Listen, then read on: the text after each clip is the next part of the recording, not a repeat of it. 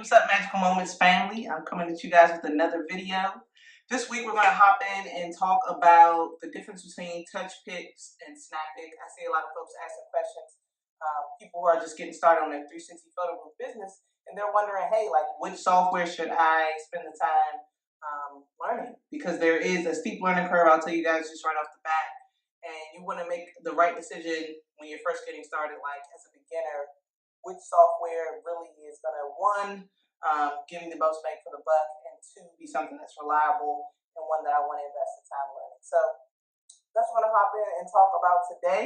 So before I get started though, make sure you hit that like button, subscribe, comment below any of your questions that you have after this video. I want to really curate a space where beginners, newbies, gurus, everybody can come in, share their words of wisdom, share their questions, share their lessons learned, so this can just be added value to all involved. All right, so we're going to go ahead and jump right in. So first things first, when we're kind of weighing pros and cons as to which software that we should use, I'll give you guys just, so I can tell you my disclaimer right off. We started off trying to use SnapPic just because the people who kind of introduced us to the business were already using that software. And so, the first time we got our booth and we were preparing for our first event, we jumped right into SnapPix and we failed. We were unable to get our event working. At the time, you had to sync with Bluetooth with your booth and your sharing station or your phone, whichever was your recording device, and we were unable to get that Bluetooth to sync consistently. So we gave up literally, I'd say a couple hours before our event, and we signed up with TouchPix because I was like, well, we're just going to have to try to figure this thing out. And after having spent, I'd say, majority of our time using TouchPix, we definitely have learned a lot about it and have been saying for the last few months, we got to learn SnapPic, because we just felt like there was just so many options and so many ways you can customize your video and really make a better production for your client on the back end. So I just want to give that disclaimer right off the bat. I've spent the majority of my time with TouchPix, and in the future I will do an overview about TouchPix and all the settings and all that jazz. But I've only been able to do one event with SnapPic, and we're going to be doing more in the future. But I did want to give that disclaimer right off the bat. So anyway, jumping right in. First things first, when you're kind of considering what software that you want to use, you are going to consider complexity, right? Because as a beginner, you don't want something that seems super duper hard. You want something that's basic, that's easy to learn. And so I would say, as far as like complexity, ease of use, I think TouchPix does kind of slightly edge out SnapPic here. Because like I said, we were able to jump in the day of our event, signed up with TouchPix, and we were able to do that event rather seamlessly, I'd say, considering it was our first day using the software, right? So the basics are really easy to kind of figure out and get in and play around, click around, kind of try it out, try different settings, change them, edit, So I was fairly confident after a couple events that I knew the gist of just kind of the basic workflow of TouchPix. So I'd say, as far as complexity is concerned, TouchPix edges out SnapPic here. I was very intimidated, even when I went back to SnapPix a couple weeks ago to try to learn it for my last event I did. I was very intimidated by all the different options and things you can toggle on and off. It was kind of overwhelming when you first get into it. But I will say, for that reason, as far as the video production and quality of the product on the back end, SnapPix definitely wins in this category. Because you are just able to customize so many different things that I didn't even think about or consider in my video production. When I got in SnapPix and started playing around with it, I was like, wow, you can do this. You can add an overlay to a certain part of the video, but not have it on the end part. You can have all these different effects that I think, there are some effects in TouchPix, but just to me, the different options in SnapPic, to me, it just seems like you have more. There's a plethora of different options here in ways you can kind of customize, freeze frame, So I definitely say, as far as the production, and to me, I think the video looks better when you're able to kind of throw in all these different bells and whistles in your video. It just, to me, kind of screams like, oh, this is someone who knows what they're doing. They know a lot about video production.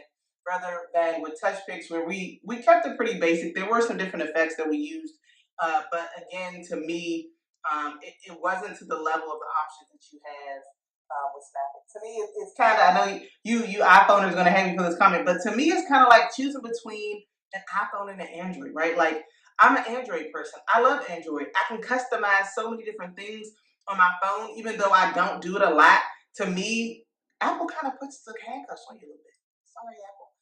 But that's kind of how I feel with TouchPix and SnapPix. SnapPix to me is like an Android. You just the sky is the limit to the different ways you can customize and really specialize the event and the video production, all of that. I love those opportunities. So to some it might be overwhelming, and to me it was honestly at first.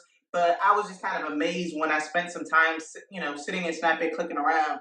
I was just amazed by all the different bells and whistles they had to offer. So I will throw that out there. As far as reliability is concerned, this is where I really struggle with TouchPix. I'm actually in a TouchPix user group on Facebook, as well as another number of other photo booth groups.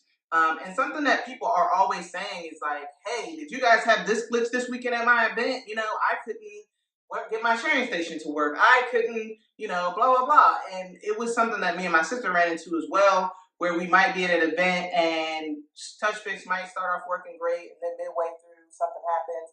Guys, I could not get the GoPro to work for me. They made such beautiful videos. I had a GoPro 7. Well, my sister had one that she just had for something else, and I was like, I want to, see how it works for our photo booth. The GoPro made beautiful videos.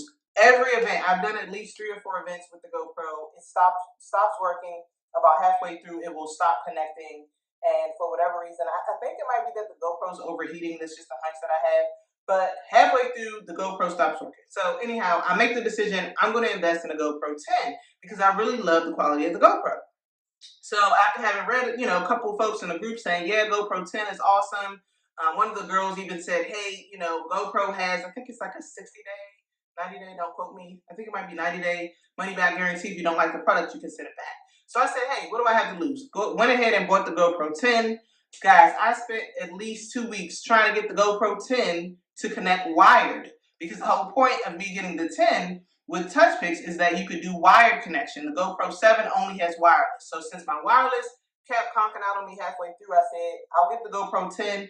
That way it's a win-win. I can do wired connection, so I won't have to worry about this whole disconnecting thing. Fail. So I got the GoPro 10. I was so excited, and I spent 2 weeks going back and forth. I talked to a couple folks at TouchPix at the actual software, talked to them. They tried to troubleshoot with me, couldn't get it to work. Wrote up in a couple Facebook groups, guys, this is what I'm doing. What am I doing wrong? I cannot figure this out. I was unable to get the GoPro 10 to connect for me.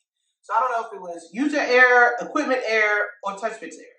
All I know is I kept, deleting the software, re-uploading the software, updating the GoPro. I tried a bunch of different, different troubleshooting techniques, and I was unable to get it to work. So to me, that was very frustrating because like I said, I love the quality of the GoPro, but to me, it was kind of like, God, I did all this and I still couldn't get it to work. So in my mind, I don't know, I could be wrong. I kind of feel like it's a TouchPix issue, but whatever. So that was, to me, a big ding to TouchPix. Like I said, we would be in events and various things would just happen sometimes. We could never get our sharing station to work consistently. It would just take too long for videos to download. And I think it really comes down to the workflow of SnapPix and TouchPix being grossly different. What I did notice with SnapPix is that, when you're sharing to the sharing station, the videos do come in a lot faster. When you're sharing from the sharing station or even from your device, so if we wanted to share directly from the recording iPhone that we use, it would text and email a lot quicker. Those videos were getting sent out right away. And I think the difference is that in TouchPix, your videos have to get uploaded to the online gallery first, and then they will text and email out to the person who you're sharing with. I'm not sure if SnapPix does that, because to me they go out a lot faster, so I don't think that they're having to go through the online gallery. So it might be just a difference in workflow there, but just the speed at which people receive their videos, to me, was a reason to say that I definitely like SnapPix in this category.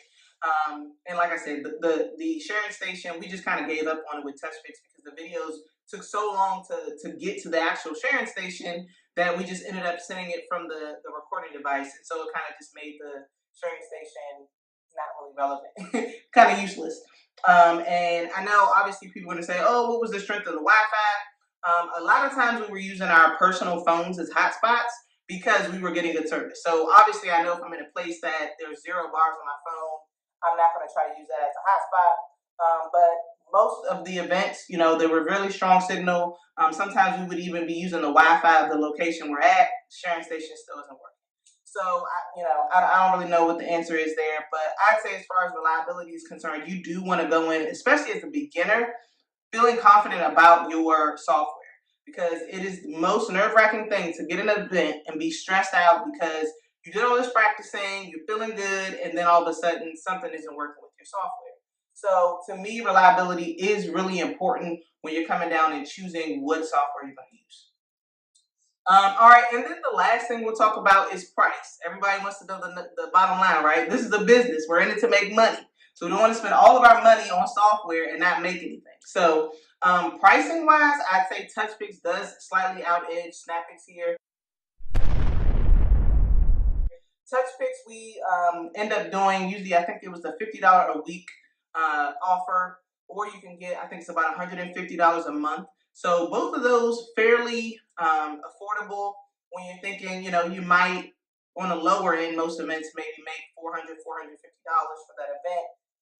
Excuse me, if you're having to spend $50 on the software, that's not too bad. SnapPix, on the other hand, just to try it out, we did do just in a one event package to see how we liked it. And that came out to about, I think it's $69, but with taxes and everything, it was about $73. And then I think the month-long package is about $170. So you add on tax to that, a couple more dollars. So you might be about $175 for that month-long package. So I do like the flexibility of TouchPix in that if I not only have one event for a weekend, I can turn it off that week if I don't have another event for another couple weeks. Or if I have multiple events in a weekend, I can spend $50 and then be able to hit all of those events within that week. So I do kind of like the flexibility of TouchPix here.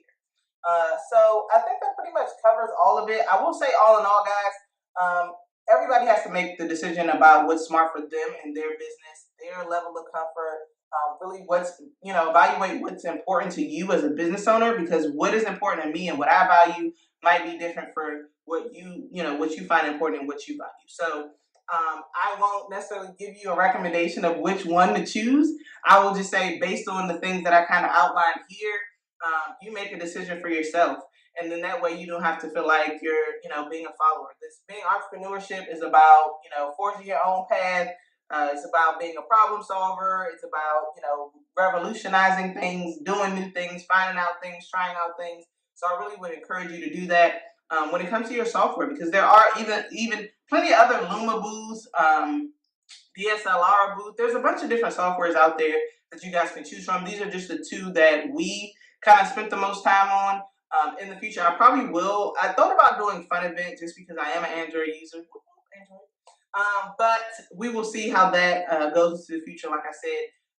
So that is all I got for today, guys. I hope you enjoyed this video. Like I said, make sure you like, subscribe, leave down in the comments any topics that you might want us to cover or any questions that you might have. And like I said, I'm here to help you on your 360 photo journey. All right? Catch you next time, guys. Bye.